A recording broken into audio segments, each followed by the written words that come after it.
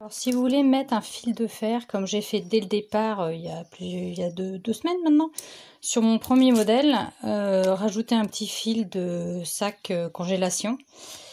Ma gentille belle-sœur m'a signifié en regardant le tuto du masque, mais tu n'as pas mis de fil de fer, mais elle a raison.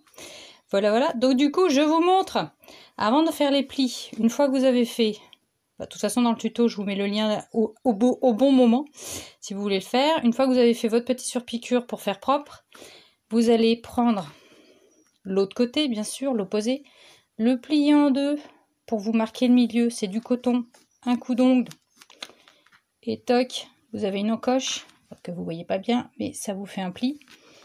Vous me pliez en deux aussi ce petit truc pour vous marquer le milieu. Voilà.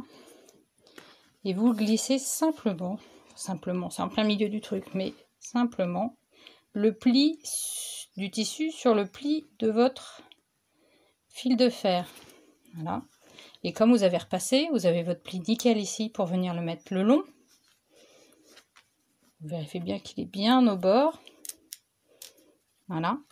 Moi, je vais épingler le long du fil, un ici, et en le mettant bien à sa place, parce qu'il a tendance à être un peu coquin. Hop, ici, je me marque pour pas que ça se débine et pour savoir d'où à où je dois aller.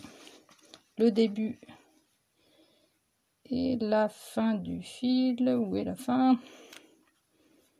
Non, la fin est là. Je déplace celle-là. La fin est là.